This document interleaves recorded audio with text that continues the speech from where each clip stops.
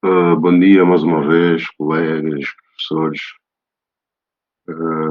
Já somos aproximadamente 20 pessoas e então acho que podemos começar. Acho que já podemos começar. Pedir desculpas devido ao atraso, mais uma vez. Começamos um pouco tarde, acima da hora já. Mas vamos direito ao assunto então para não termos que perder tempo. Mas antes disso gostaria de lembrar que está a decorrer o primeiro contest de treino até o momento e por acaso estamos a gostar porque muitos colegas juntaram-se e muitos têm resolvido problemas. Já temos colegas que resolveram mais do que metade do problem set, do conjunto de problemas. Isso é muito bom. Espero que os colegas que ainda não começaram a resolver os exercícios comecem a resolver, porque cada dia que passa, um novo conteúdo será apresentado para os colegas e mais exercícios sobre os tópicos que estamos a ver aqui durante as sessões de treinamento serão dados. Então, é muito bom que os colegas comecem a atacar os exercícios assim, para não terem que acumular muitos exercícios. Pronto, hoje temos dois tópicos por abordar e vamos começar pelo primeiro. Vou partilhar então aqui a minha tela para começarmos a ver isto.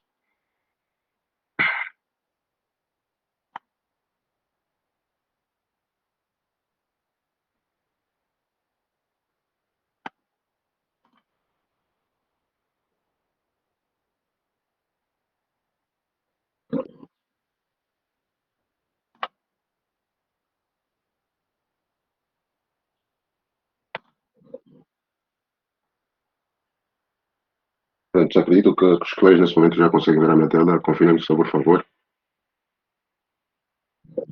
Confirmado. Ok, muito bem. Então, para hoje, o conteúdo preparado para hoje é a Standard Template Library do C++, é uma biblioteca padrão com algumas funções e algumas estruturas de dados interessantes do C++. E Brute Force e Backtracking, que são técnicas usadas para abordar alguns problemas, né, para atacar alguns problemas.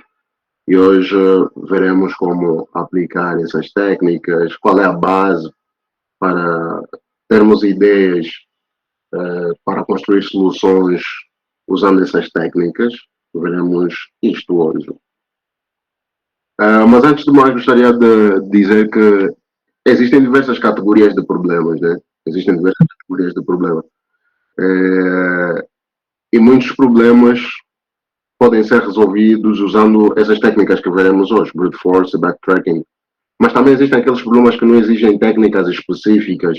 Se os colegas repararam, muitos dos problemas que estão no concurso de treino são problemas que não exigem técnicas específicas. Os famosos problemas ad hoc. Né? São basicamente problemas que tu só tens que implementar uma solução. Não precisas pensar muito para implementar essa solução. Só tens que saber mesmo, ou só tens que conhecer uma linguagem de programação, compreender o enunciado e implementar a solução. Então, o primeiro contexto baseou-se muito nisso, mas também já existem alguns problemas que existem, ou que exigem, desculpa, aplicar a técnica de força bruta. Não conseguimos cobrir esse tópico da última vez porque temos muita coisa para falar naquele dia e por acaso era o primeiro dia, então não conseguimos cobrir esse tópico, era suposto ser coberto no primeiro dia. Mas estamos aqui para falar hoje então. Começando pela STL do C++, né? A Standard Template Library, como eu já referi logo de início. Ela é uma biblioteca do C++ que possui uns tantos algoritmos e contentores. O C++ aqui introduz o termo contentores para fazer a referência a estruturas de dados parametrizáveis. Né? Na verdade, tu podes ter uma pilha de strings, podes ter uma pilha de inteiros, uma pilha de números reais, podes ter uma pilha de qualquer coisa, né? De um tipo que tu próprio vais criar. Essa é a noção de parametrizável. Né? Então, C++ possui estruturas de dados que são parametrizáveis nessa biblioteca conhecida por Standard Template Library. E é muito útil para nós, enquanto programadores competitivos, até porque facilita-nos em muitos aspectos, né? Não teremos a necessidade de estar a implementar essas estruturas que já existem na nossa linguagem de programação. Então é muito bom os colegas dominarem essa estrutura. E isto aqui só para chamar a atenção dos colegas. Os colegas depois podem investigar qualquer coisa que precisarem a C++, os colegas. Desculpa, os colegas podem sempre investigar, né? Podem sempre investigar, procurar. Não, eu preciso de uma fila. Como é que é uma fila em C++? Então o colega escreve aquilo e vai aparecer a documentação toda, especificando como é que as skills funcionam funcionam em C++ e como usar no teu programa. E também, fora as estruturas de dados, possui imensos algoritmos, tal como eu referi. Os algoritmos de ordenação, por exemplo, nós não temos que implementar mais algoritmos de ordenação à mão, porque normalmente quase todas as linguagens de programação já têm um método para ordenar um array, por exemplo. Então os colegas já não precisam de implementar isso à mão. Basta chamar a função que temos o nosso problema resolvido, né? Mas agora, indo propriamente para a brute force, que é o que mais nos interessa aqui. O brute force é uma técnica, acho que também já referi isso, e o brute force consiste em fazer pesquisa exaustiva, ou seja, tentar todas as possíveis soluções que existem para um problema e verificar qual delas é a solução ótima, por exemplo, aquela que nós queremos, ou qual na verdade é a solução, porque nós vamos tentar várias possibilidades, mas algumas delas podem não resolver o nosso problema. Mas o brute force nos dá a capacidade de tentarmos todas as possibilidades para um problema, né? Todas as possíveis soluções, e ficamos com aquelas que são realmente soluções para o nosso problema. E o brute force normalmente é a abordagem mais óbvia que pode aparecer. Normalmente é a primeira ideia que nos aparece na cabeça, uma ideia ingênua para atacar o problema. O problema te pede algo e nós queremos implementar tal e qual está no enunciado. Normalmente uma abordagem brute force funciona, né? Vamos testar todas as possíveis soluções e vamos ver se realmente resolve o problema ou não. Mas o facto dela enumerar todas as possíveis soluções, né, de tentar todas as soluções, faz com que essa abordagem, essa técnica de brute force, seja um tanto quanto lenta comparada com outras técnicas ou outras abordagens para atacarmos o problema. Mas, em contrapartida, ela garante que a solução correta para o problema é sempre encontrada. Essa é a grande vantagem do brute force. Já que vamos pesquisar dentro do nosso espaço de procura inteiro, claramente que nós vamos encontrar a solução correta para o problema, mas só que podemos não encontrar dentro do melhor tempo, né? Porque vamos enumerar todas as possíveis soluções. E um outro aspecto é que muitas soluções que usam a força bruta normalmente passam a ser simples de serem pensadas e implementadas quando nós pensamos de forma recursiva. Quando passamos a pensar de forma recursiva, as coisas, ou as soluções usando força bruta, muitas das vezes começam a ficar mais claras. E mais para frente vamos falar um pouco de recursividade, os colegas vão conseguir compreender o que é que eu quero dizer com isso, né? Que as coisas passam a ficar mais claras. Por outra, existe uma abordagem muito similar à força bruta, mas que de alguma forma passa a ser um pouco mais eficiente que a força bruta, porque ela também tende a gerar várias alternativas, mas só que não gera todas as alternativas. O que acontece com essa técnica, né? A técnica de backtracking que estão ali a ver, é uma técnica que vai gerar possíveis candidatos à solução, mas à medida que gera um possível candidato à solução, a técnica de backtracking permite verificar se esse candidato... Parece que está ouvindo. São perguntas sensíveis. Ok. Sim, à medida que o backtracking gera um possível candidato à solução, né, O backtracking permite também verificar se esse candidato é válido, porque não adianta gerar tudo e só depois não. Quer dizer, algumas vezes é bom e até funciona isso que a Força Bruta faz. Primeiro, gera todos os candidatos, né? Gera todas as possíveis soluções e só mais tarde é que testa. Mas a técnica de backtracking não faz isso. A técnica de backtracking vai gerando incrementalmente os candidatos à solução e à medida que ele nota que esse candidato na verdade é inválido, o que é que o backtracking faz? Retrocede. Retrocede, quer dizer, já não avança com aquela solução porque sabe que não vai dar a solução ótima ou não vai dar a resposta correta. Não vai nos levar ao destino que nós queremos. Então retrocede para não ter que percorrer um caminho que não é útil para nós. Por esse motivo é que backtracking passa a ser um pouco mais eficiente que a técnica de força bruta. Eu pus aqui um exemplo, né? Um exemplo de força bruta. Vamos supor que temos um problema onde pretendemos contar a quantidade de pares de números inteiros positivos, um par AB, que existem, tal que A mais B é igual a um dado N. Né? Por exemplo, se N for igual a 4, os pares que queremos contar é 1 e 3. 1 e 3 a soma é 4. 2 e 2 a soma é 4. 3 e 1 a soma também é 4. Né? Então são 3 pares, basicamente.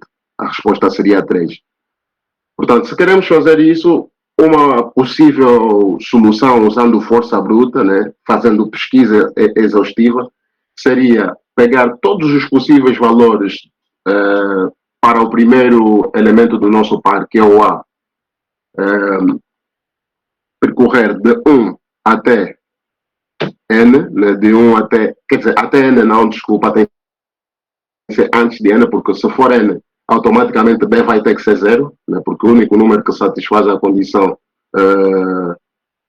N mais B igual a N é B igual a 0.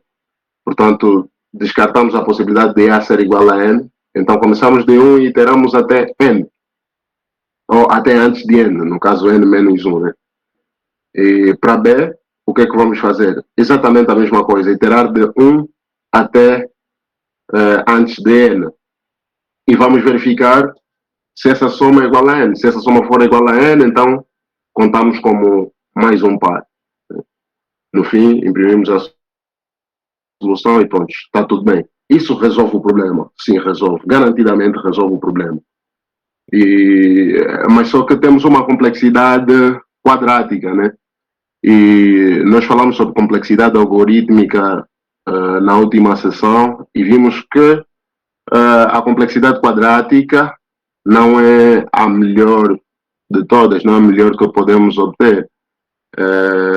É melhor que algumas, mas em certas situações nós podemos otimizar os processos para termos coisas um pouco melhores.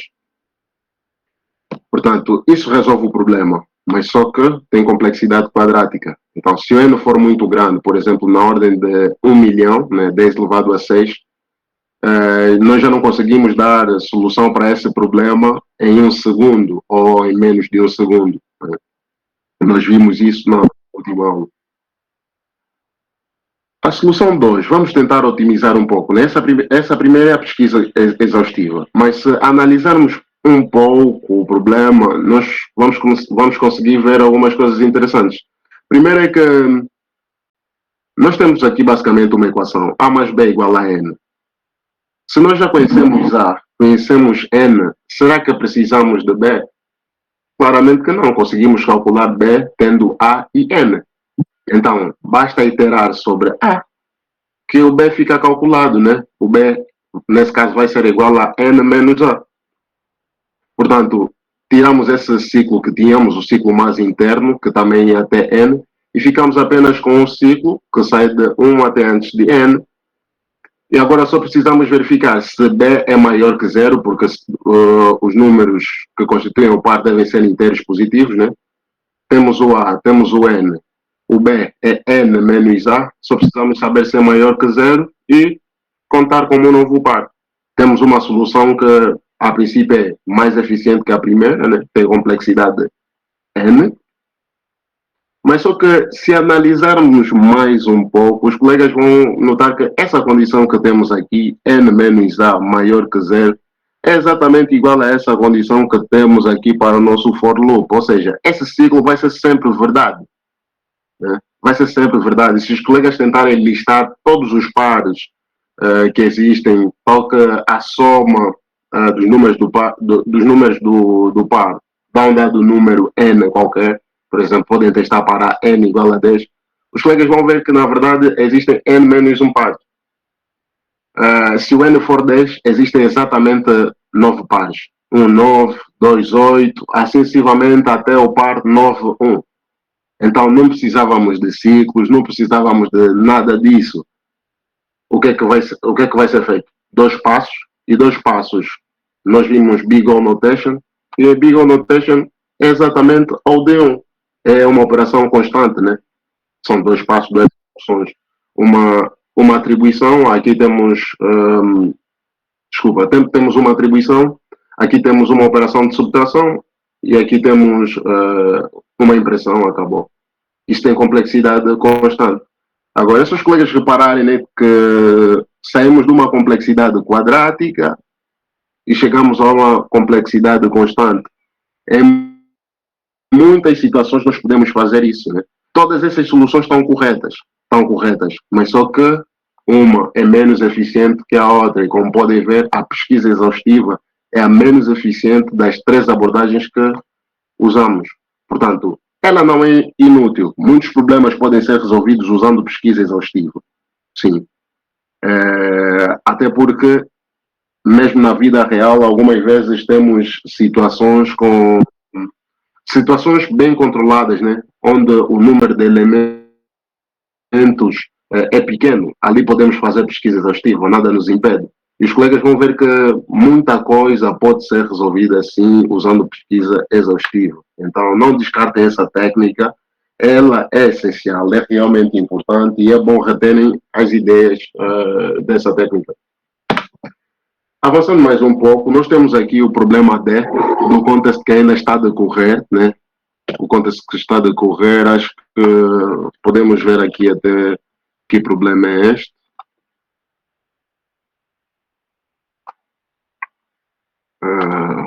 O problema D.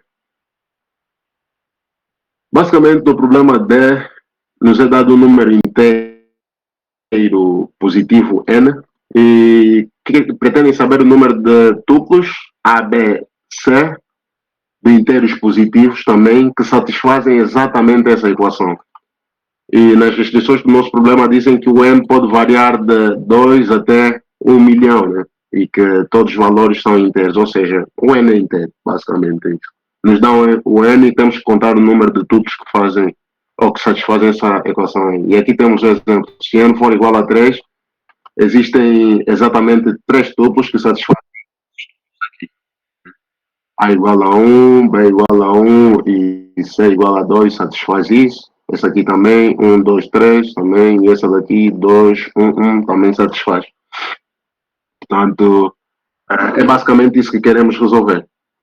E o que é que acontece? Né? Vamos aqui olhar para as possíveis abordagens para esse problema. Temos A, B e C.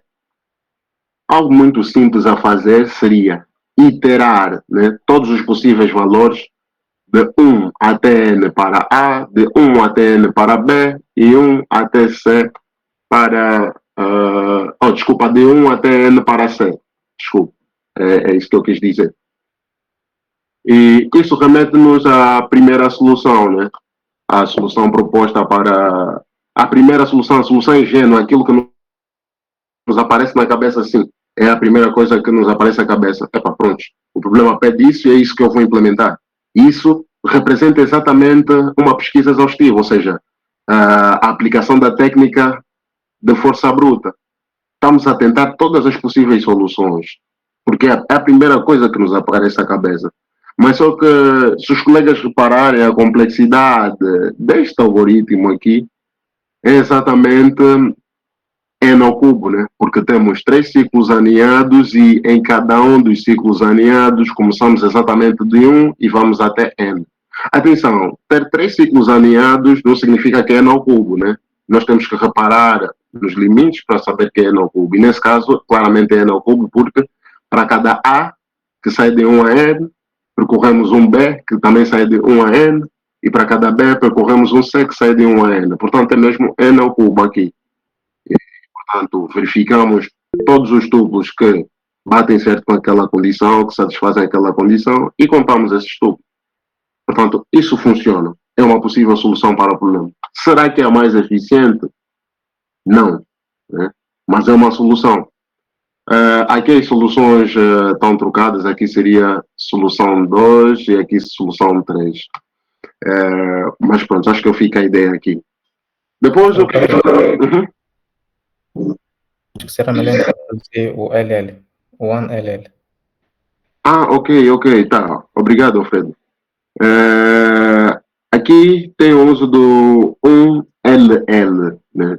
Tem o uso do 1LL. E o que é esse 1LL? Esse 1LL, na verdade, nos permite fazer um cast temporário. Né? Imagina, no problema nos dizem que o N pode ir até 1 milhão. Pode ir até 1 milhão, que é 10 elevado a 6. Portanto, estamos a iterar para A que sai de 1 até N e B também de 1 até N. Imagina que estamos exatamente no caso em que o A é igual a N e B é igual a N. E o N nesse caso é 10 elevado a 6. O que é que vai acontecer? 10 elevado a 6 vezes 10 elevado a 6. Isso vai dar 10 elevado a 12. 10 elevado a 12 é maior que 2 elevado a 31 menos 1. E 2 elevado a 31 menos 1, não sei se lembra alguma coisa para os colegas, mas é o tamanho máximo do inteiro positivo com sinal. Portanto, o que iria acontecer aqui? Iria acontecer um overflow. Né? Já não iria caber no inteiro o resultado disso e teríamos um overflow.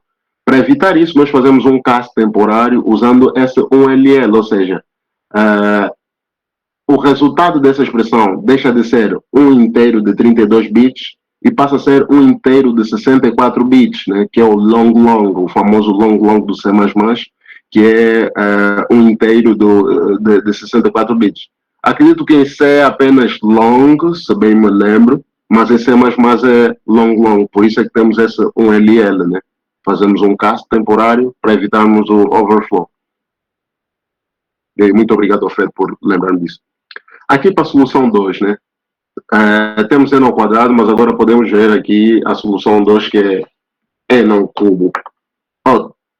Aqui a solução 1 é N ao quadrado, desculpa, e vamos ver uma solução N ao quadrado para o nosso problema. E primeiro, verificar que essa solução não vai passar. Os colegas que já tentaram fazer isso verificaram que isso não dá certo, porque o N vai até 1 milhão, 10 elevado a 6, né? 10 elevado a 6 ao cubo é 10 elevado a 18.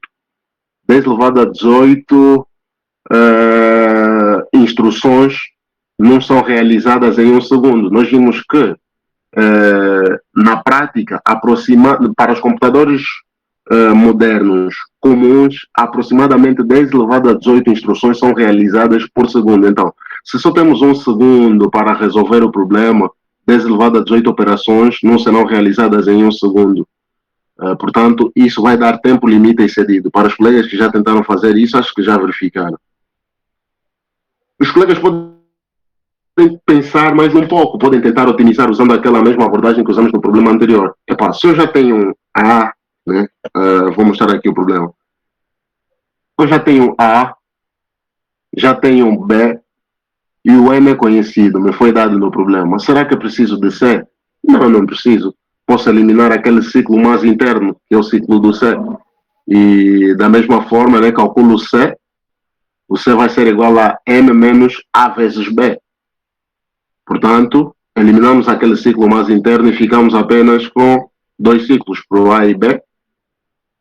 E aqui, pronto, é N menos A vezes B maior que 0. Basicamente, estamos a verificar se o C é maior que 0. Se for maior que 0, encontramos um novo tubo. Pronto. temos uma solução melhor que a anterior, n ao quadrado. Mas só que também não passa.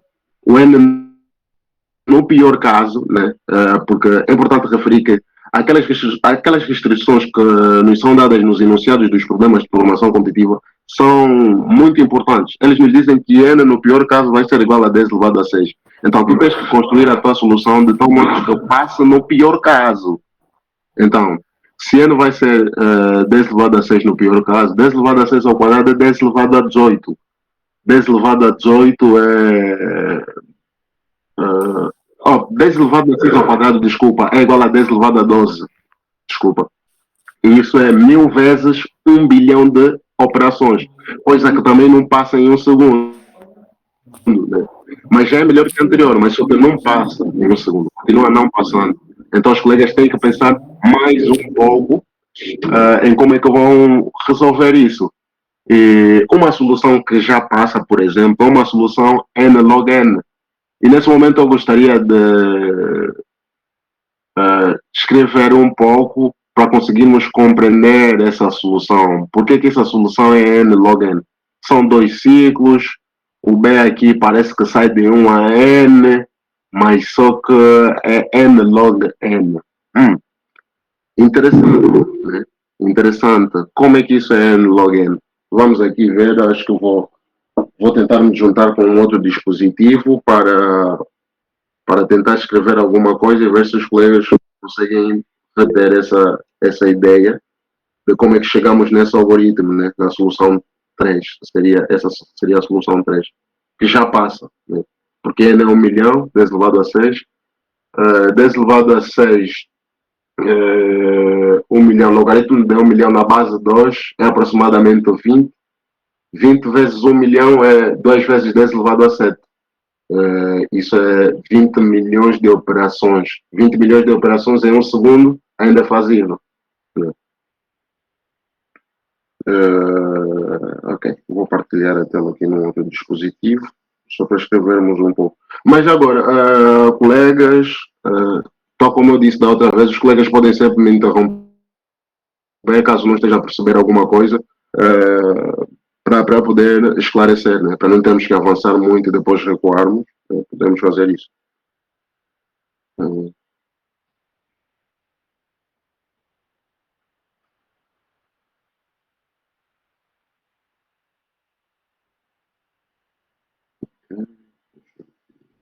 Vou partilhar aqui.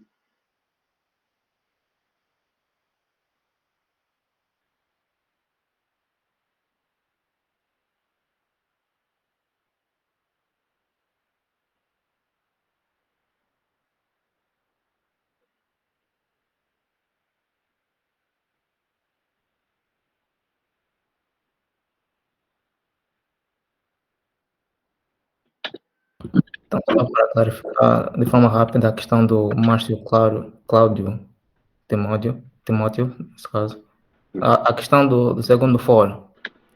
Então, aí nós queremos que, basicamente, a soma ou a subtração seja igual a n, ou queremos verificar se n menos aquela multiplicação é maior do que zero.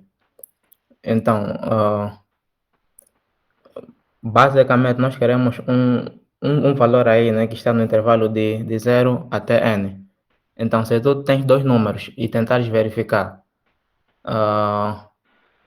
de quantas formas, né, tu podes ter uma multiplicação que é menor ou igual do que n, tu não precisas necessariamente iterar o A do 1 para n e o B do 1 para o n. Não é necessário, até porque quando chegares no meado, né, nesse caso já terás uma multiplicação superior a n. Então, por isso é que aproveitamos aí esse fato para simplificar. E desculpem não estar atento ao chat. Na verdade, tinha duas telas aqui e não estava a prestar atenção. Então, e obrigado, Alfredo, por esclarecer. Yes.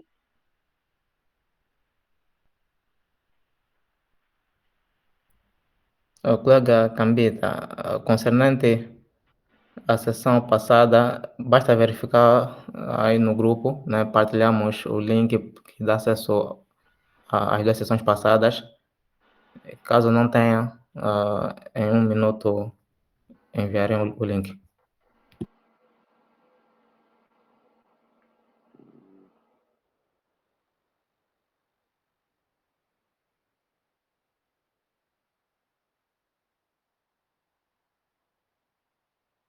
Acho que desabilitamos o setting da partilha, não é, Alfredo? No início do meeting para os outros convidados. Acho que foi isso. Não consigo partilhar aqui no outro dispositivo. Apenas o vídeo. Apenas o vídeo. Ok. Mas por algum motivo não consigo partilhar a minha tela aqui no outro dispositivo. Um instante. Consegues ver aí alguma coisa? Ainda não. Fez uma atualização, não sei se consegue agora. Ok. Vou fazer o seguinte então. Vou sair e vou tentar talvez apareça aqui.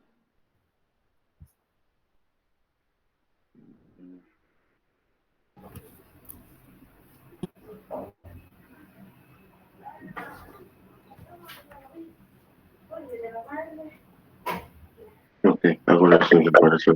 Obrigado.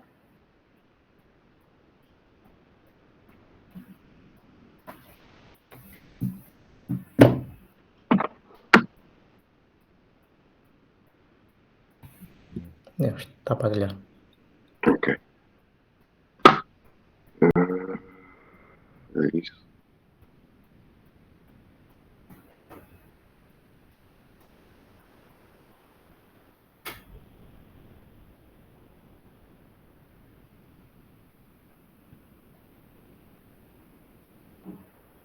Ok.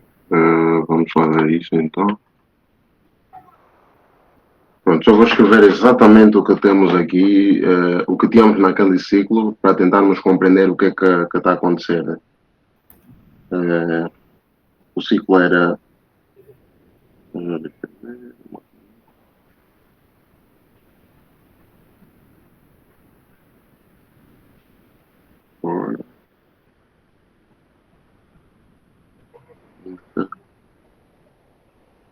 A igual a 1. Que era menor ou igual a mais ou menos. Temos um outro fora aqui.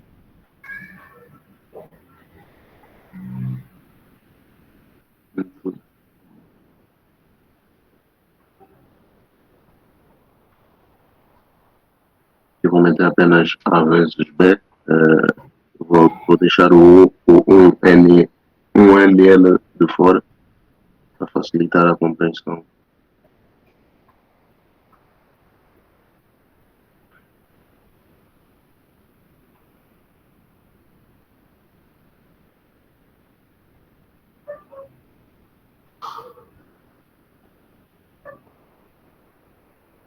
O maior que o zero, então aumentamos aqui meio e depois. Na verdade não difere muito da outra, né? Ela não difere muito da outra porque basicamente o que temos aqui é o valor de A, temos o valor de A, temos o valor de B, e o que estamos a fazer é calcular o C, né? Porque pronto, C é igual a N menos A vezes B. Se já temos A e B, o N nos é dado no enunciado do problema, não precisamos iterar mais sobre C.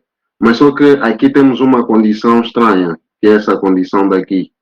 É a condição que faz toda a diferença. Nós, na verdade, não estamos a sair de B igual a 1 para B igual a N. Não. Na verdade, em alguns casos, estamos a parar ali no caminho. E isso faz toda a diferença. Vamos ver o que é que está a acontecer aqui, então. Pronto. Imaginem que, por exemplo, A é igual a 1.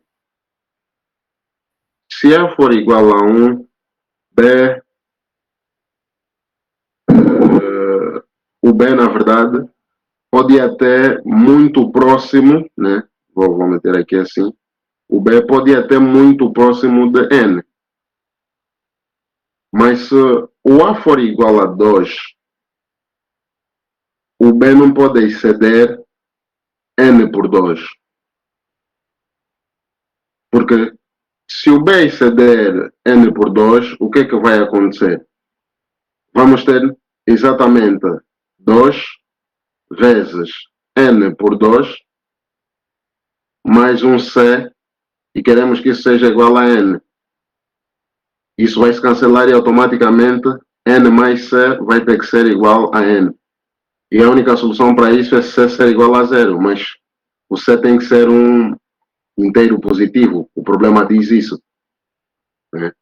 Então, quando A é igual a 2, o B, no pior caso, né, é muito próximo de N por 2 e não de N. Vamos ver o que é que acontece quando A igual a 3. Né? Vamos ver quando A é igual a 3. Quando A é igual a 3, o B pode ir até muito próximo de N por 3. Muito próximo de N por 3, porque A igual a 3 vai ser 3 vezes N por 3, mais C igual a 0. Exatamente pelo mesmo motivo que o anterior. N mais C igual a 0. Desculpa, igual a N. E a única solução para isso é o C ser igual a 0. E C não é igual a 0. Então, o que é que estamos a reparar aqui? Estamos a reparar que, à medida que o A cresce, né? À medida que o A cresce, isso até estou a representar aqui um vetor, mas não era para ser assim, e vou fazer o seguinte, para não enganar ninguém, vou meter a seta em baixo. À medida que o A cresce de 1 até N, o valor limite de B vai reduzindo, né? Vai reduzindo. Então, basicamente, para A1, vamos até N a dividir por 1. Para A igual a 2, vamos até N a dividir por 2. Para A3, vamos até N a dividir por 3. Assim sucessivamente até chegarmos em N, né? Assim sucessivamente até chegarmos em A igual a N, onde iremos para N a dividir por N, que é 1. E esse aqui é exatamente o número de operações que estaremos a fazer, né?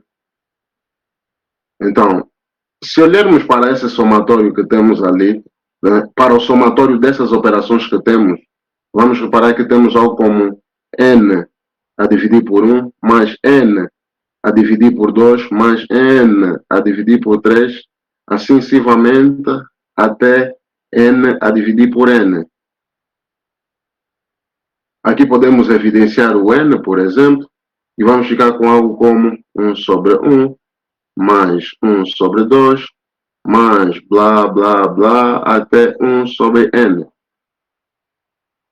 E para os colegas que conhecem isso daqui, isso é nada mais do que a série harmônica, né?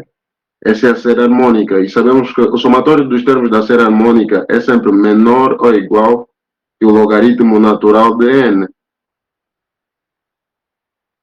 Assim sendo, isso daqui vai ser menor ou igual, todo esse somatório ali, todo esse somatório ali vai ser menor ou igual que N log de N.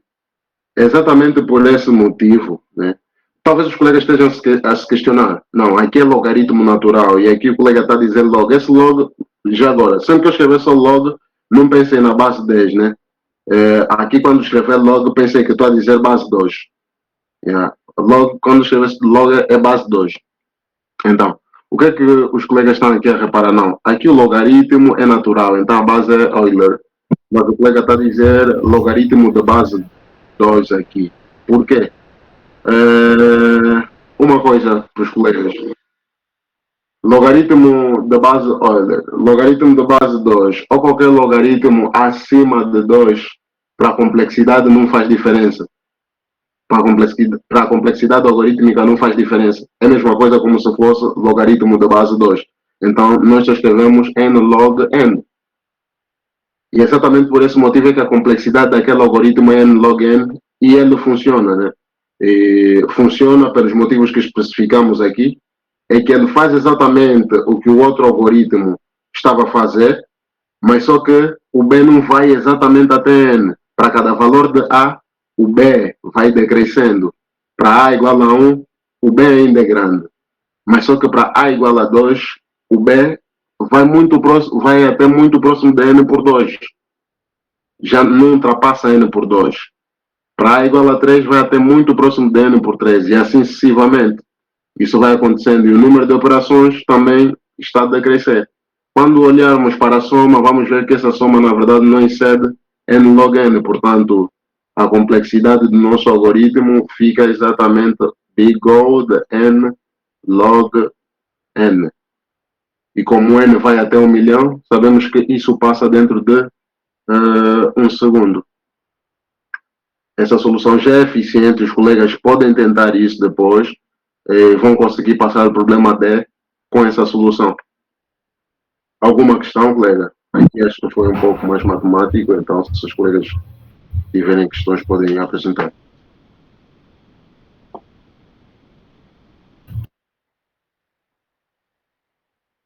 Até talvez eu tenha que apresentar isso mais aqui para baixo, por causa do sinal do menor que eu tenho ali.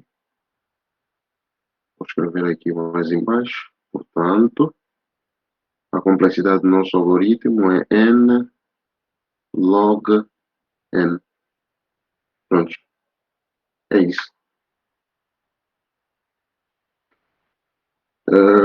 Se os colegas não tiverem mais questões, então acho que podemos ir para o próximo slide, né? Acho que... não. O próximo slide também é acerca disso. Acho que vou tentar abrir aqui. Eu vou fazer o seguinte. Vou parar de partilhar rapidamente aqui e voltamos aqui no computador.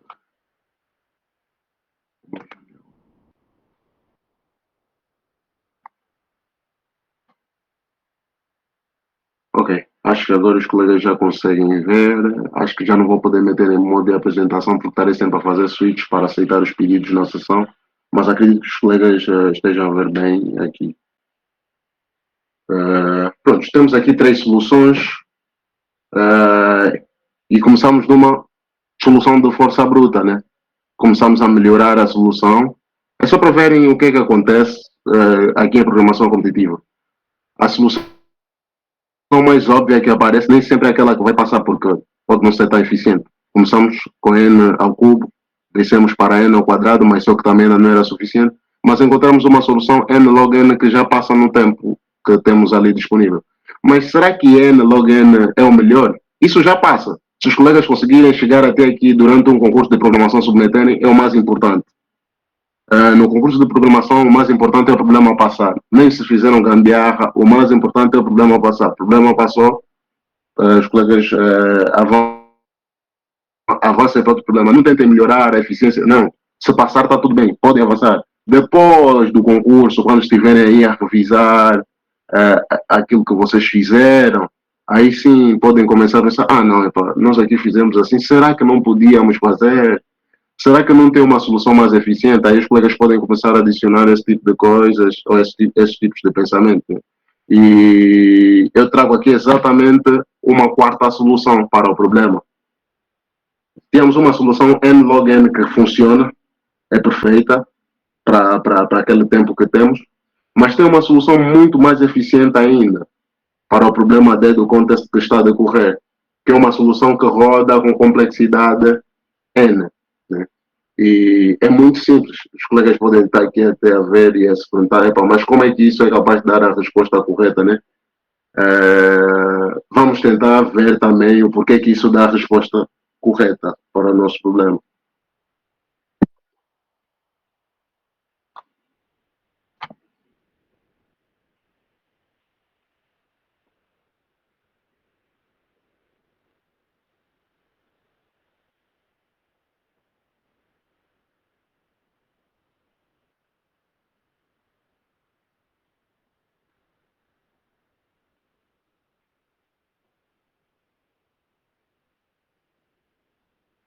Ok, a solução que tínhamos era. Deixa-me ver aqui como é que era. Ok. Era for int a igual a 1 até a menor ou igual a n, a mais mais. Vamos aqui fazer um count mais igual a n a dividir por a. Pois, se o resto da divisão de n por a for igual a 0, então subtraímos no count, né? Vamos fazer count menos menos, decrementamos. Isso é suficiente para passarmos o problema. Mas qual é a magia aqui, né? Que está acontecendo? Se nós tínhamos a, deixa eu ver, temos qualquer coisa como a vezes b mais c igual a n, e agora só estamos interessados com a, que tudo fica resolvido. Pronto. Os colegas podem parar e analisar um pouco que se o b for igual a um tal k qualquer, né? Vamos supor que b é igual ao k, tal que o k é o maior valor positivo que podemos meter aqui em b, que garante que o c ainda é um valor maior ou igual a 0, e essa soma é exatamente igual a n, temos que esse k, na verdade, é nada mais do que n a dividir por a. Esse k, na verdade, é o n a dividir por a. Então, se o k é o n a dividir por a e é o maior valor de b que podemos meter aqui, que satisfaz essa equação, todos os valores que são menores ou iguais a k e que saem de k até 1 também são válidos. Então, se eu saber que k é o maior valor que satisfaz, que pode ser atribuído a b e que satisfaz essa equação, todos os valores de k para baixo também são válidos para b e, portanto, podem ser contados para formar um tubo. Mas por que também são válidos, né? Vamos aqui fazer uma demonstração rápida. Estamos a dizer que k é o maior valor, portanto, vamos analisar apenas. K é o maior valor, então todos os valores abaixo dele também funcionam. Vamos supor k menos 1. Escolhemos k menos 1. Se tivermos k menos 1, vamos ver o porquê que também funciona, né? Vamos ver o porquê que isso também funciona. Primeiro é que, deixa eu aqui recuar. Se k funciona, k menos 1 também funciona. É isso que nós dissemos. Desculpa. Vimos que isto aqui funciona. Pronto. Então aqui podemos escrever exatamente k menos 1, né? Mais a mais c igual a n. Isso aqui passa a ser igual a ser linha, e esse aqui é o nosso k linha. Se os colegas repararem, né? Se para k funciona, para k menos 1 também vai funcionar exatamente por esse motivo. O que é que vai acontecer? Se nós pegarmos no k, subtrairmos lá 1 de a, esse a pode ser posto aqui fora, tal como fizemos, e a mais c podemos considerar como o nosso novo c do tuplo, que é um c'. Portanto, isso daqui também é uma solução. Então, se para k funciona, para k menos 1 também funciona. Com isso, os colegas podem escrever uma prova por indução que vai mostrar que vai funcionar de todos os números, para k até k igual a 1, né? Ou até 1, desculpa. Mas o importante é compreender que para k funciona, mostramos que para k menos 1 funciona. Então, se continuarmos esse raciocínio e descermos até k menos 2, k menos 3, em um momento vamos chegar em k menos 1, que é exatamente 1. E é ali onde queremos chegar, né? Que é esse caso daqui. Mas só que tem algo. Essa parte está tudo bem, acabamos por explicar. Mas agora, por que temos esse if daqui, né? Essa condição? Por que temos? Essa condição, na verdade, está ali por um motivo muito simples. Imagina que A seja um divisor de B. Ou, imagina que A seja um divisor de N, desculpa. Se A for um divisor de N, então o B vezes A vai dar exatamente N. Né? Se A for um divisor de N, então A vezes B vai ser igual a N. Se A vezes B é igual a N, então isso quer dizer que C é igual a zero. Mas só que C tem que ser um valor inteiro positivo, porque o enunciado diz isso. Então, nós vamos contar todos os valores de K até 1, tudo bem, mas só que temos que subtrair uma unidade caso o A seja um divisor de N. Né? E é exatamente isso. Se N resta divisão por A é igual a zero, ou seja, se A é um divisor de N, então temos que descontar a nossa resposta. Porque esse caso não pode ser contado. Seria um tuplo dessa natureza. Seria um tuplo onde temos um A, onde o B é exatamente N por B e o C é igual a zero. Esse tuplo não pode ser contado. Não pode ser contado porque o C é igual a zero. Não faz sentido para o nosso problema. O problema diz que os valores devem ser inteiros positivos. E por esse motivo é que temos essa condição daqui em cima, né? Essa condição aqui. Alguma questão, colegas? Não sei se tem alguma questão, disse muita coisa.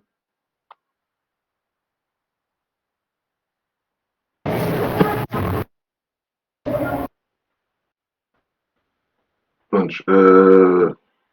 Basicamente fizemos uma prova matemática para todos os problemas que tínhamos ali, ou para todas as soluções, e os colegas acho que nesse momento já devem estar convencidos que a matemática na verdade é interessante e que pode nos ajudar a resolver vários problemas. Né? José Pinto, força.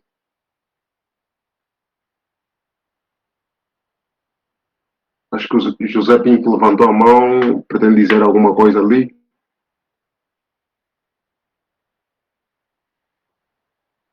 José Pinto?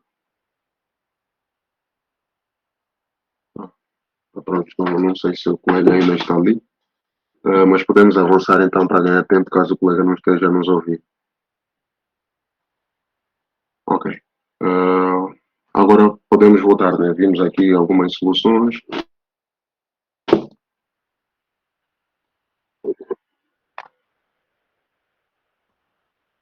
Podemos voltar aqui. Pronto, essa aqui foi a última solução que nós vimos para o problema. E acho que os colegas já devem estar a ver aqui slides. E agora vamos avançar com o conteúdo. Recursividade, né?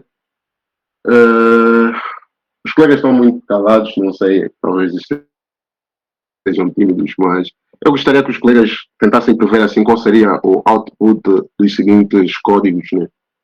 Se tivéssemos duas funções bem parecidas, mas com uma ligeira diferença, tipo alterar a ordem disso daqui, o que é que teríamos como output para cada um dos códigos? Não sei se algum colega tem alguma opinião, quer nos ajudar ali a compreender isso.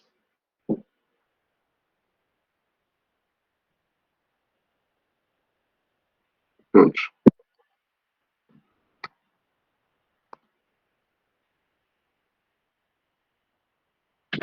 Ok. Ninguém diz nada, então eu vou avançar.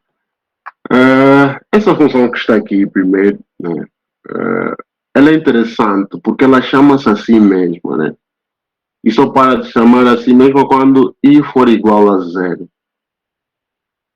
Ok?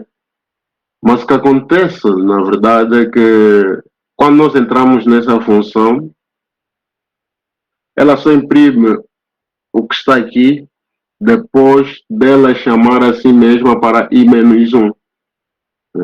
Então, se entrarmos aqui com i igual a 5, o que vai acontecer é que primeiro vamos descer para i igual a 4, chegamos aqui i igual a 3, i igual a 2, i igual a 1, i igual a 0. Opa, parou.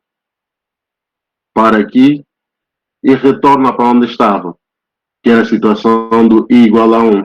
Né? Ok. I igual a 1 havia chamado i igual a 0, i igual a 0 já retornou. E agora sim ele vem e imprime.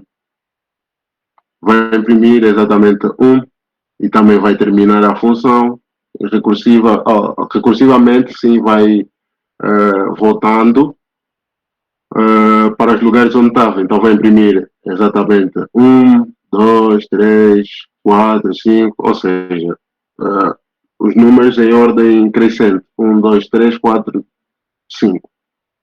Já essa daqui faz o contrário, né?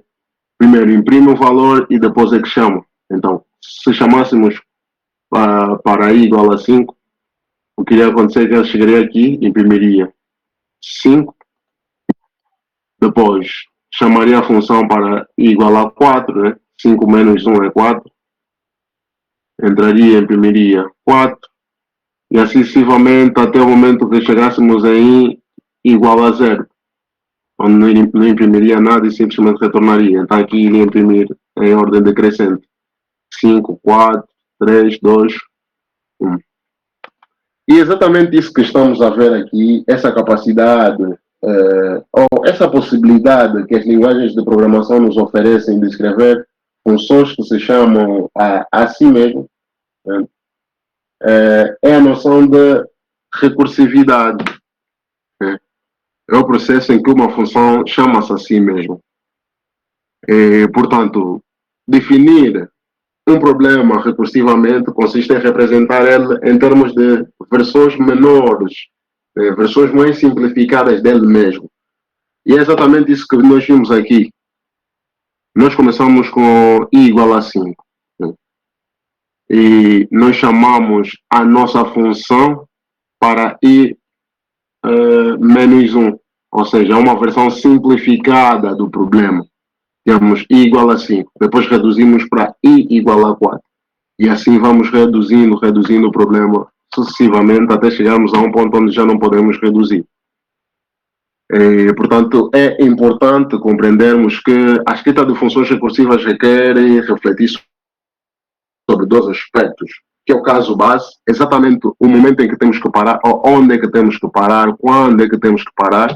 Para esse caso que temos aqui de exemplo, temos que parar quando i atingisse o valor 0. E o caso recursivo, né, que é exatamente a lógica da recursão, a transição. Se eu estou neste caso, como é que eu chamo uma versão simplificada de mim? Né? Como calcular a resposta do meu problema atual a partir das respostas das versões menores dele, né? das respostas das versões menores do meu próprio problema.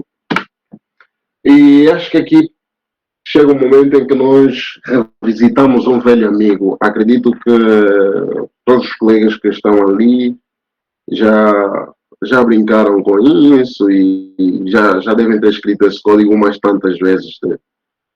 Basicamente é a função recursiva para calcular o enésimo termo da sequência de Fibonacci. E acho que os colegas já estão bem familiarizados com isso, conhecem o caso base para a sequência de Fibonacci, que o Fibonacci de 0 é 0, o Fibonacci de 1 é 1, e para um n maior que 1, nós conseguimos calcular a sequência de Fibonacci usando os dois termos anteriores, Fibonacci de n-1 e Fibonacci de n-2. Esta ideia é bonita e acredito que os colegas já escreveram isso várias vezes, mas algo que talvez os colegas nunca refletiram acerca é que isso, na verdade, se pensarmos, ele forma uma espécie de árvore, forma uma espécie de árvore binária. E essa árvore binária é muito importante nós entendermos, né? Se nós entendermos isso, nós vamos conseguir compreender que isso, embora seja muito simples, a complexidade temporal para o cálculo do enésimo termo de Fibonacci, desta forma, ela tem uma complexidade exponencial de base 2. Ou seja, para um n muito pequeno, por exemplo, n30, nós já não conseguimos calcular dentro de um segundo, por exemplo, né? Dentro de um segundo já fica difícil calcular Fibonacci de 30. Já demora para calcularmos, exatamente pelo formato desta árvore. E como nós conversamos um pouco sobre complexidade algorítmica, eu gostaria de clarificar esses assuntos, porque é muito fácil calcular a complexidade algorítmica de funções iterativas no sentido de usarem ciclos normais como for, while, é simples ver a complexidade. Mas agora, a complexidade de uma função recursiva, como é que nós calculamos isso? Pronto. Em programação cognitiva, os colegas não vão ter que escrever provas matemáticas, muitas das provas terão que ser mentais, serão matemáticas, mas mentais, não serão provas escritas, tal como eu disse. Então, os colegas devem tentar ganhar a intuição de fazer coisas dessa natureza, né? Então, é nesse momento onde eu partilho mais a tela aqui para fazermos alguns bonecos, né? E vou tentar ser breve, pelo menos nessa parte, para não perdermos muito tempo. Vamos tentar desenhar só para tentar compreender como é que a complexidade disso é 2 elevado a n. Por que é exponencial?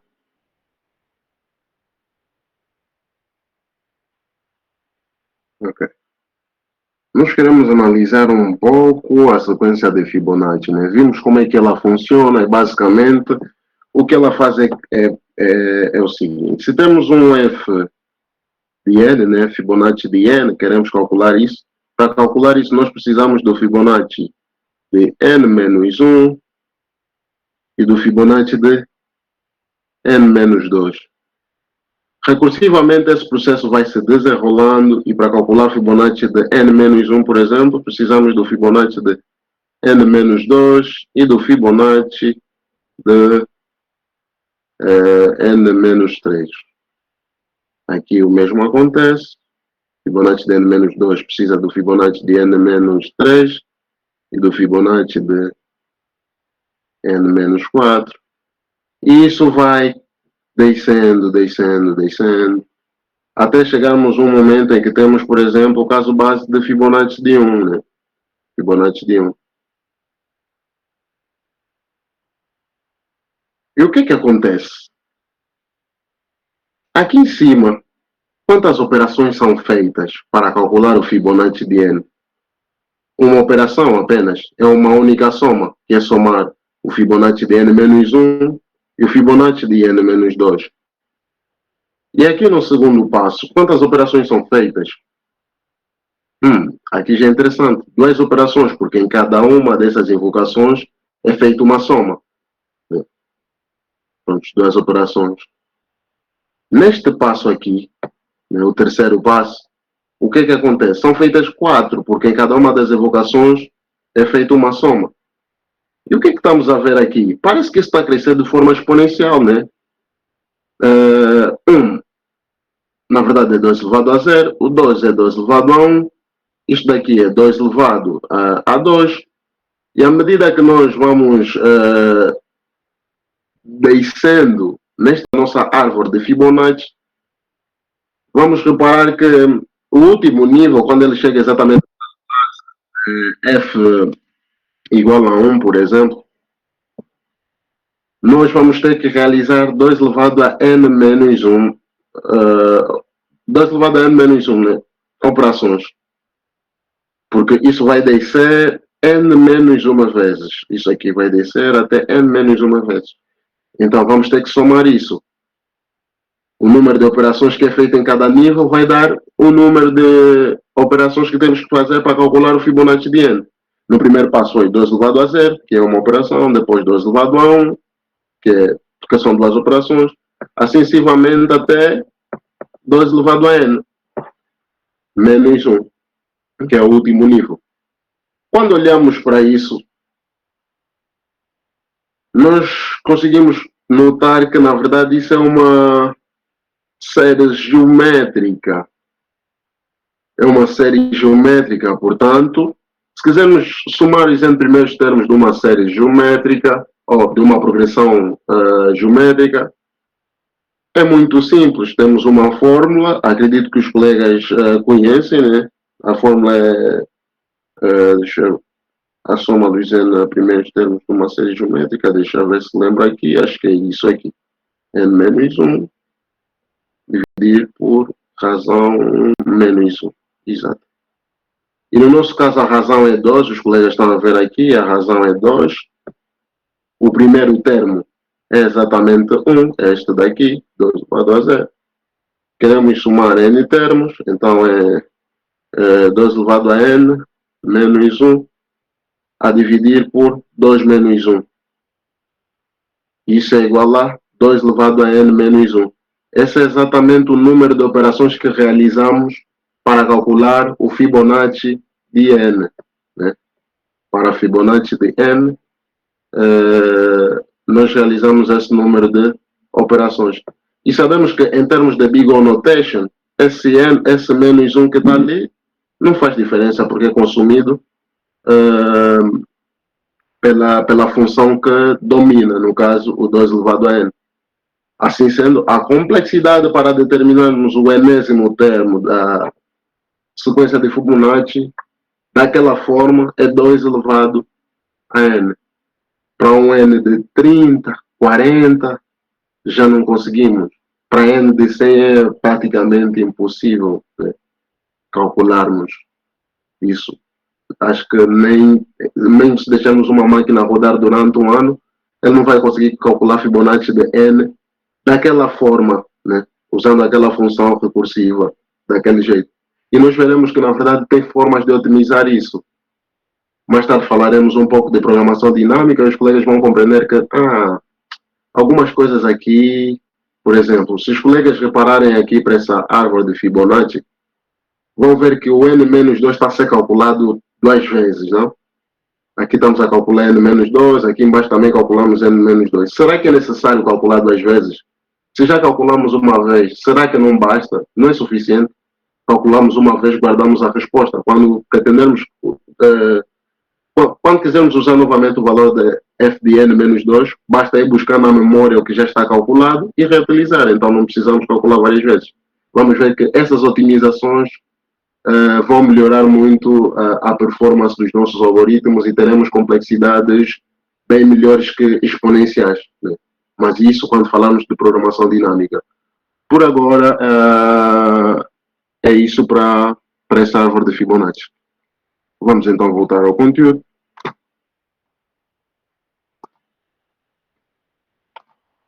E espero que os colegas tenham entendido. Não sei, esqueci de perguntar se compreenderam. Os colegas têm alguma dúvida? Ou está tudo claro?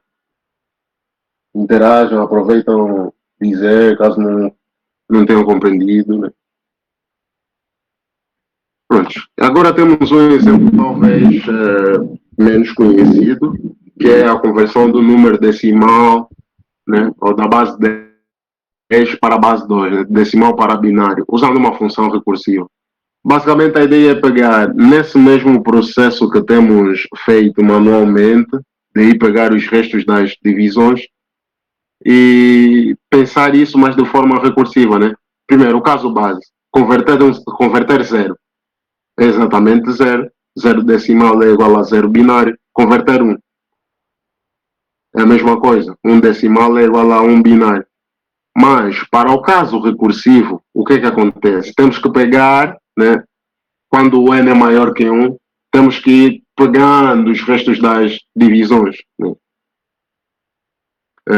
Então, pegamos o resto da divisão de n por 2, mas só que adicionamos no fim, né? Porque o número é construído de baixo para cima. Não sei se os colegas lembram disso. Quando fazem conversão, o número é construído daqui de baixo para cima e não de cima para baixo. Então, primeiro pegamos n, dividimos por 2 e pedimos para calcular ou para converter n dividindo por 2, que é essa parte de baixo, e só depois é que adicionamos o último bit, né? Só depois é que adicionamos o último bit. É exatamente esse mesmo processo recursivo que ou seja, é exatamente esse processo que temos feito à mão que passamos aqui para uma função recursiva. Algo muito simples e que a complexidade é logaritmo de n, porque a quantidade de vezes que podemos dividir um número até ele se tornar igual a 1 é exatamente logaritmo de n na base 2. Já vimos isso na sessão anterior. Na sessão falamos um pouco disso. A complexidade desse processo é logaritmo de n. Pronto, agora chega um momento interessante, que é o momento para falar de backtracking. No início eu falei um pouco de backtracking, disse que basicamente usa a mesma abordagem que a força bruta, mas só que faz algo de interessante, que é ir descartando algumas soluções que não parecem ser válidas, né? Ou que não são válidas para nós. Portanto, quando tivermos a resolver um problema e pretendemos aplicar a abordagem backtracking, um raciocínio estruturado para implementar a solução seria a seguinte: tentar imaginar que estamos numa dada situação, né? Estamos num determinado estado, temos algumas escolhas a fazer, né? Algumas possíveis opções, tentar fazer uma dessas escolhas ou pegar uma dessas opções e verificar se chegamos a um estado válido. Se nós verificarmos que não chegamos a um estado válido, né, vamos para um estado inválido, então nem precisamos adiantar, porque temos a noção que isso não vai nos ajudar a chegar à solução. Então o que é que nós fazemos? Retrocedemos, né, que é fazer o famoso backtrack. Esse pensamento, se os colegas tentarem pensar desta forma para resolver vários problemas, vai ser muito interessante, né? Vamos supor que estamos a procurar números. Isso aqui é para pensarmos assim por alto. Estamos aqui a procurar números cuja soma dá igual a 3. Igual ao outro problema, o problema anterior. A soma dá igual a 3. Se em algum momento escolhermos o primeiro número, né? Pensarmos em 4, por exemplo. 4. 4 já é maior que 3. Então nem adianta pensar no segundo número, porque esse primeiro número que eu escolhi, que é o 4, já é maior que 3. Então claramente que eu não vou chegar numa solução válida, né?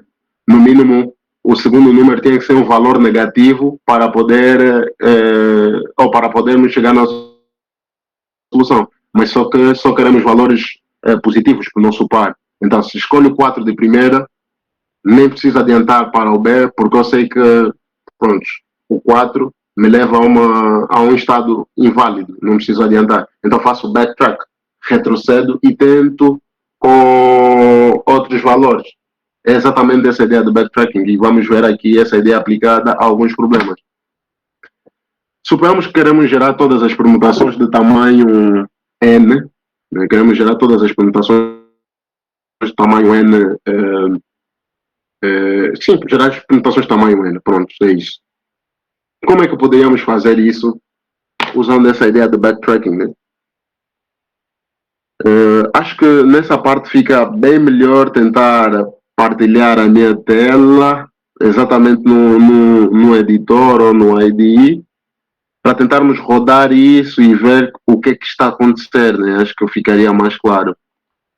Vou tentar copiar esse código que está aqui e meter no editor. Partilhar aí para os colegas verem também o que é que está aqui a acontecer.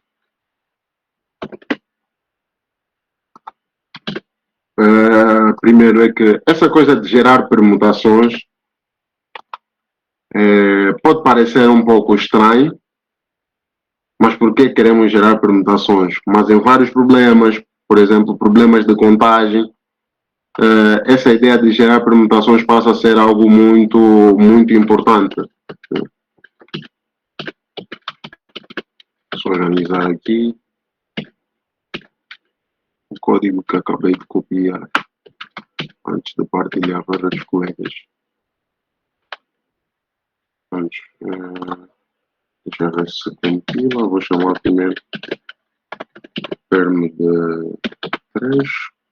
A ver se compila aqui.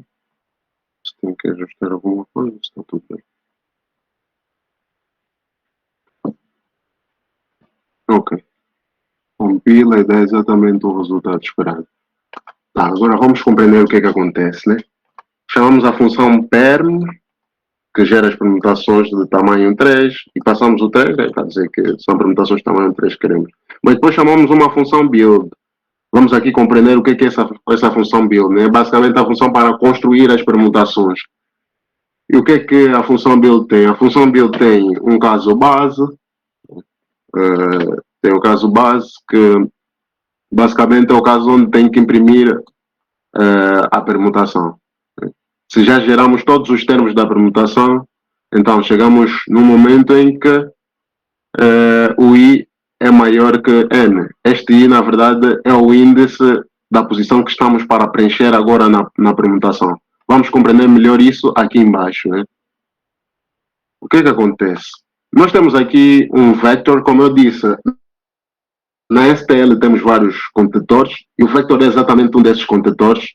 É uma estrutura de dados em espécie um array, mas só que é um array dinâmico, ou seja, é um array que pode aumentar de tamanho, pode reduzir de tamanho, mas não deixa de ser um array. Parece uma lista, mas só que tem índices. Para os colegas que conhecem listas, sabem que as listas em si não têm índices, mas o vector é em espécie uma lista com índices. E as operações sobre o vector, por exemplo, de pegar um elemento de uma posição, ou seja, verificar uma posição, são todas feitas com complexidade constante, né? Adicionar no início, adicionar no fim, remover no fim também é constante, de forma amortizada. Então, o que acontece? Esse vetor que está aqui guarda uma lista de números que já foram usados na nossa permutação. Por isso é que inicialmente é uma lista vazia, nenhum número ainda foi usado. E o que vamos fazer? É exatamente a ideia de backtracking. Temos várias opções para a primeira posição, né? Vamos supor i igual a 1. Chegamos na primeira posição da nossa permutação, né? Temos a nossa permutação, mas está tudo vazio. Permutações de tamanho 3. Inicialmente está tudo vazio. Queremos preencher essa primeira posição. Como é que podemos fazer? A ideia de backtracking é, temos várias opções e vamos escolher dentro dessas opções. Então vamos ter um ciclo que sai de J, que sai de 1 até N, e vamos ver se é possível metermos esse número que temos no momento, J, nessa primeira posição. Para isso, iniciamos uma flag com not used, né? Quer dizer que o número não foi usado. Estamos a supor que ele inicialmente não foi usado, estamos a considerar que não foi usado, e vamos iterar a nossa lista, desculpa, dos números que já foram usados para ver se o J faz parte dessa lista. Caso o J faça parte dessa lista, então esse número já foi usado.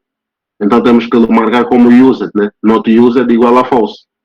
Mas ao fim do processo, se chegarmos numa situação em que isso não é verdade, ou seja, o número ainda não foi usado, não está na lista dos usados, então podemos lhe meter na nossa permutação e avançar. Ou seja, quando chegarmos aqui com 1, né, inicialmente, não tem nenhum número na lista, isso vai ser verdade, not used vai ser true, então adicionamos 1 à nossa permutação, primeiro termo é 1, e avançamos, desculpa, para a construção dos próximos termos da permutação, por isso é que temos esse i mais 1. Estávamos a construir o primeiro termo, que era i igual a 1, agora i igual a 2. Chamamos novamente a nossa função build, essa é a ideia de recursividade, né? Essa é a ideia de recursividade. Chamamos novamente a nossa função build para construir os restantes termos. O que é que vai acontecer? Quando chegamos aqui, ainda tem termos por construir, então ainda é um caso recursivo. Vamos vir aqui, ele vai tentar novamente com j igual a 1, mas só que nesse momento, o que é que vai acontecer? O 1 já foi usado, portanto faz parte da lista used, porque nós adicionamos ele aqui. O 1 não vai poder ser usado. Mas quando ele tentar com o 2, ele vai ver que o 2 ainda não foi usado porque não está na lista. Portanto, vai pôr o 2 exatamente aqui e vai chamar novamente a nossa função recursivamente para construir. Vai chamar para construir a terceira posição. O que vai acontecer é que ele vai testar a terceira posição, vai vir novamente aqui, vai ver que 1, 2 já foram usados, vai tentar o 3. 3, ok, 3 está tudo bem, vai chamar, vai incrementar novamente para preencher a quarta posição, mas só que já não existe uma quarta posição. Quando chegarmos aqui, né, 4 é maior que 3. Quer dizer que já construímos uma permutação. Posso imprimir. Vai imprimir exatamente todos os termos na ordem que estão na nossa lista, no nosso array dinâmico used. Vai imprimir 1, 2, 3. Depois disso terminar, o que é que vai fazer? O que é que vai acontecer? Backtrack. Vai recuar. Vai tentar outros. Primeiro vai fazer backtrack. Vai eliminar o último número. No caso, o número 3. Esse pop back aqui para eliminar o último número. E vai ver, 3. Cheguei no fim. Esses são números de 1 a 3, então já não tenho mais nada. Vai fazer mais backtrack.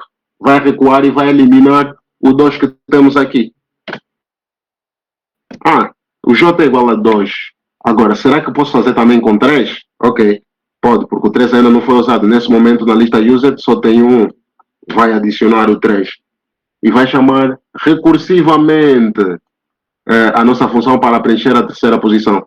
Fazendo isso, o que vai acontecer? Exatamente a mesma coisa. Vai entrar aqui, vai ver que o 1 já foi usado, mas nesse momento o 2 não foi usado.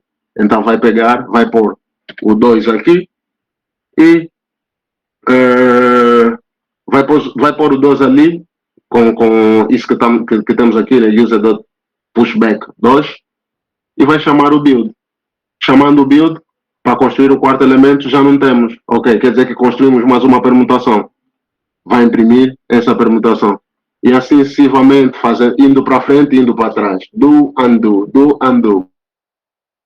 Essa é a ideia do backtracking. Por isso é que os colegas viram que as permutações foram geradas exatamente nessa ordem, né? Começando aqui do 1, 2, 3, depois a próxima foi exatamente 1, 3, 2, porque ele está aí para frente, está a recuar, está a tentar todas as opções, até gerar todas as permutações. Quando já não tiver permutações por gerar, acabou. Usamos backtracking, um código muito simples. Essa é uma ideia muito simples, os colegas vão poder aplicar em vários problemas para gerar todas as permutações. Mas é interessante que em C++ já temos algo que faz exatamente isso. Né? Também faz parte da STL, por isso é que os colegas devem dominar a STL. Vou construir aqui uma função assim muito rápida que faz exatamente o que nós fizemos. Quer dizer, não vou construir uma função porque já existe. Na verdade, só vou criar um array e vou pôr exatamente os elementos que tínhamos. Vou lhe dar uma permutação inicial e ele vai ser capaz de me gerar exatamente todas as permutações. A função chama-se next permutation e vamos gerar todas as permutações.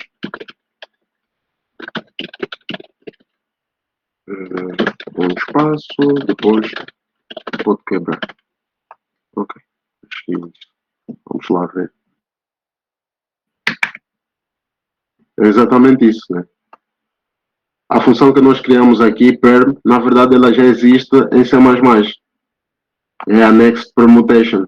Então, se os colegas dominarem a STL, não vão precisar criar muita coisa. Vamos supor que estão no contest e chega um problema para gerar permutações. Pronto. Podem usar simplesmente isso daqui, em vez de terem que escrever isso que nós escrevemos aqui. Mas é importante dominar esse processo, porque quem criou isso daqui, domina isso daqui em cima. E com isso daqui nós podemos criar variantes, né? O importante de dominar a construção é o poder de não simplesmente reutilizar aquilo que já existe, mas criar coisas genuinamente novas. Esse é o poder de dominar a construção. Então os colegas têm que dominar a construção. Por isso é que estamos a ver aqui como construir coisas dessa natureza. E pronto.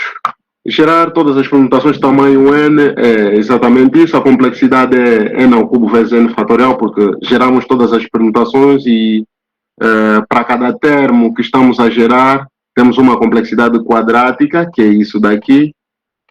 Fixamos um termo, tentamos analisar se ele se existe numa lista que no pior caso pode ter tamanho n-1 e n-1 assintoticamente em termos de big O notation.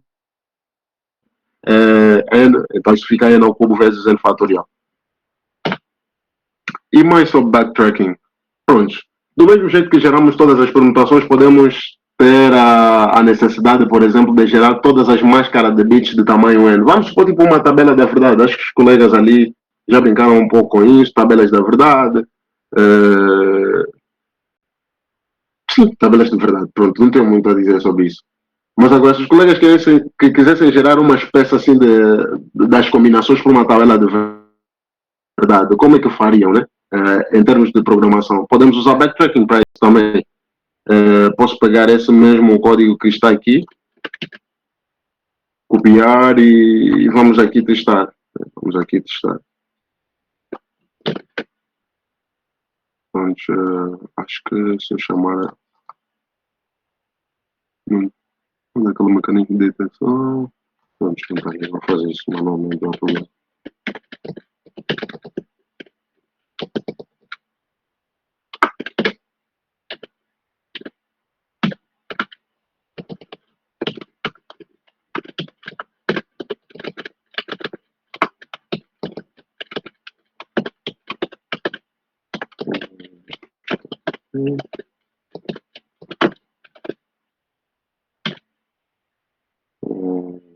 Ok, só posso adicionar aqui dentro. Abrir,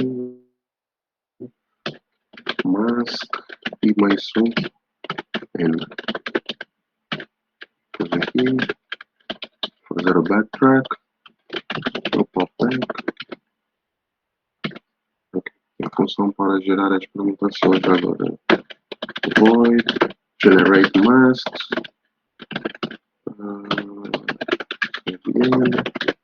é uma função build e build vai ser exatamente uma máscara inicialmente vazia. Vamos na posição 1, queremos chegar até a posição N e aqui vamos tentar um chain masks, todas as máscaras de tamanho 4, por exemplo.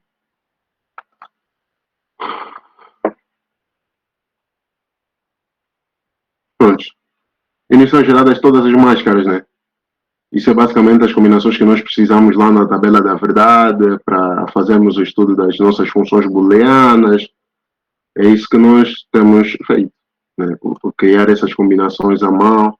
Mas temos aqui um programa que já faz isso por nós. Gera todas as máscaras de bits. Usando exatamente a mesma ideia de backtrack. O que é que acontece? Inicialmente, vamos supor que a máscara é vazia, não tem nada. Queremos preencher a primeira posição e queremos ter N posições preenchidas. Chegamos aqui, ok, 1 ainda é menor que N, né? Então, no caso de N ser igual a 4, vamos aqui para o caso recursivo, porque ainda não estamos no nosso caso base. Fazemos exatamente os testes.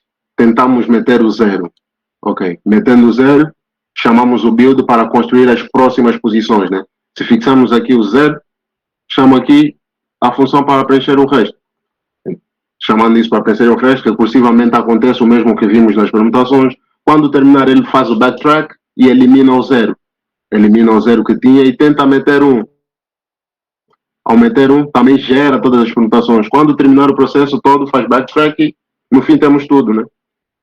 Essa ideia de backtracking é muito importante e muitos problemas os colegas vão conseguir resolver com isso. E pronto, é isso sobre backtracking. E a complexidade disso é 2 elevado a n, porque se temos n bits, o número de combinações que temos é 2 elevado a n. Para construir cada uma dessas combinações, só temos que percorrer as n posições. Então é 2 elevado a n vezes n. E agora, aquilo remete-nos à ideia de bit masking, né?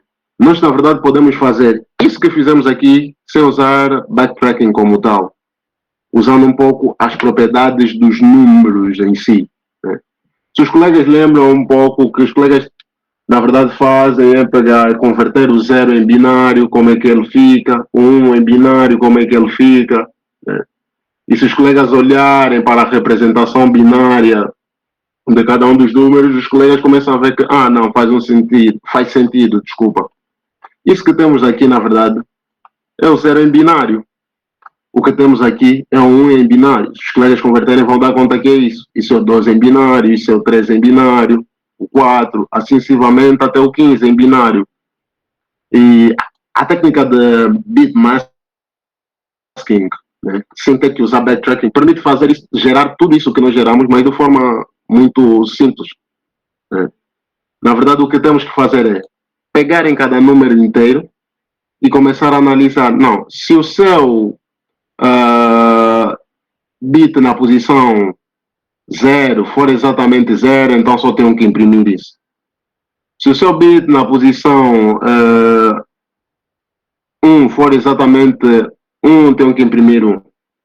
E para fazer isso, usamos bitwise operators, né? Operadores bit a bit. Primeiro, temos isso aqui. Talvez é novidade para muitos, mas esse operador que está aqui é de deslocamento, né? Vou abrir isso. Basicamente, o que ele faz é o seguinte. Vamos supor que temos esse número assim em binário. E se nós fizermos um shift, isso vamos supor que é P.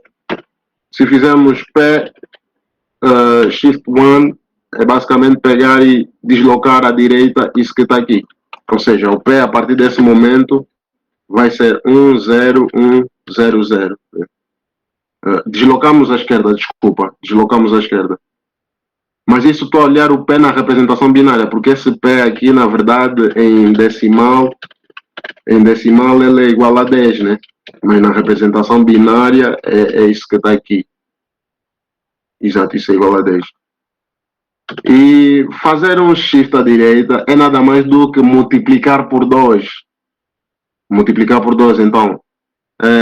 Se aqui temos exatamente 10, quando fizemos um shift à direita e ficou isso daqui, quer dizer que agora temos 20.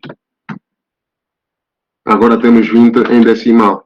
Então, com essas propriedades aqui, com essas análises, fica muito fácil gerarmos máscaras de bits.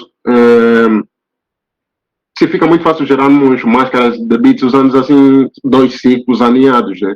O que vai acontecer é que vamos tentar todos os números. Se queremos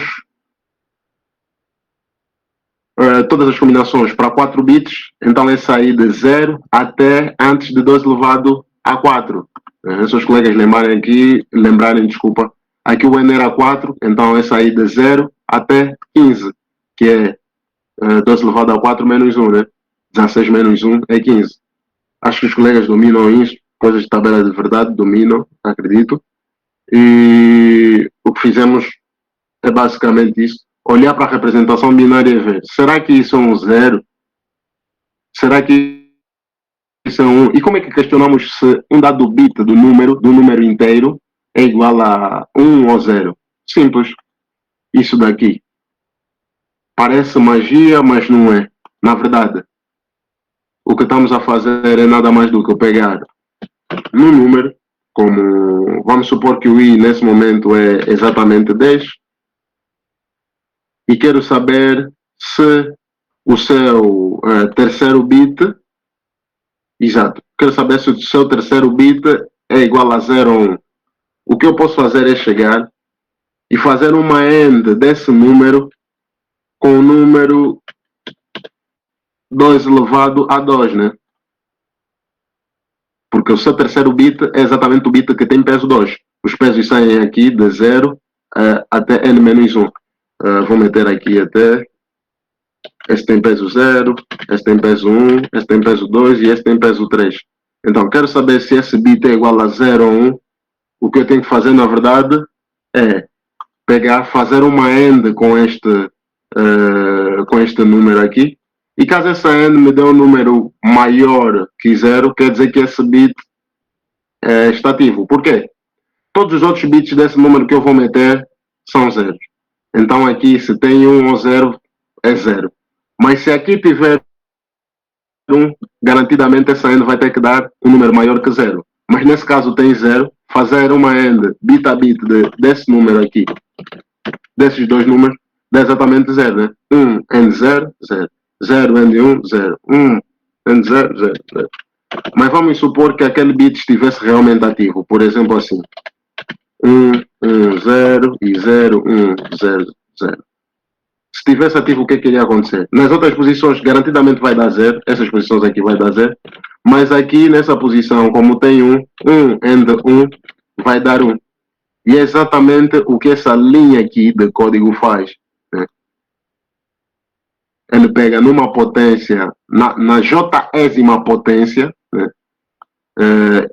E faz uma AND, porque todos os números que têm esse formato, na representação binária, são potências de 2.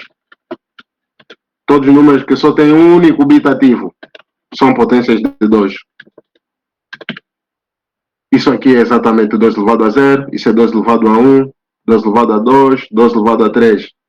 Então, só tenho que fazer a AND do meu número I com uma potência de 2 para saber se aquele bit naquela posição está ativo ou não. E pronto, isso me dá a resposta se o j-ésimo bit de I está ativo ou não. Né? Pronto, vou pegar esse código aqui e meter aqui para ver um pouco os colegas. Essa é uma ideia que deve ser vista com calma. Acredito que os colegas hoje podem não entender. Portanto, por esses motivos é que temos o dia, por exemplo, de amanhã, que é o dia para ficarmos a resolver problemas. Os colegas podem sempre nos chatear, podem chatear lá no grupo, nós vamos responder. E podemos voltar a explicar essas ideias, né? Porque eu admito que não é fácil reter tudo isso assim, por exemplo, só no dia de hoje. Não é fácil.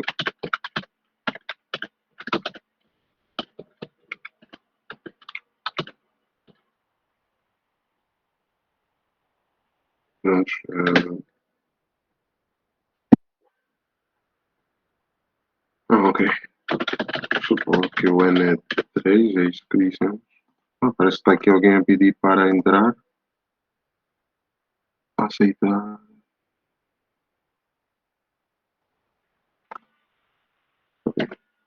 Acho que falta-nos uma quebra de linha aqui. Ele imprimiu tudo. E são 4 bits, né? É o que queríamos e não 3 bits. E pronto. Ele imprime aqui exatamente a mesma coisa. Quer dizer, não é bem a mesma coisa, né? Ele aqui os bits começou a imprimir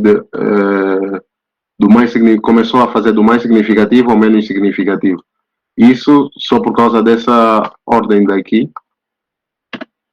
Por causa dessa ordem, se começarmos de n-1 e irmos até 0, começar do bit mais significativo, do menos significativo ao mais significativo, acredito que ele vai mudar essa ordem. É isso. E aqui o incremento agora é para baixo. Pronto, acho que era isso que nos faltava, exato. Começamos agora do menos significativo ao mais significativo. É só pensar que o menos significativo é o que fica mais à direita, né? Se for numa string, o caráter mais à direita está na última posição. Por isso é que começamos do índice maior para o índice menor. E essa é a ideia. Essa é a ideia de bit masking. O mesmo código que escrevemos aí com backtracking, escrevemos aqui em pouquíssimas linhas, umas 7 ou 6, usando a técnica de bit masking. Por acaso tem um problema que podem resolver usando isso, o último problema, o problema X do contest, esse problema, por exemplo, podem usar essa técnica de bit masking, como também podem usar backtracking.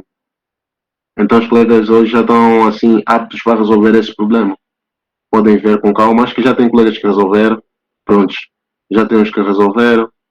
Não vou abrir aqui a solução para não, quer dizer, não é, não devo estar aqui a fazer isso, né, abrir a solução para mostrar para os colegas. Mas é isso então. E prontos.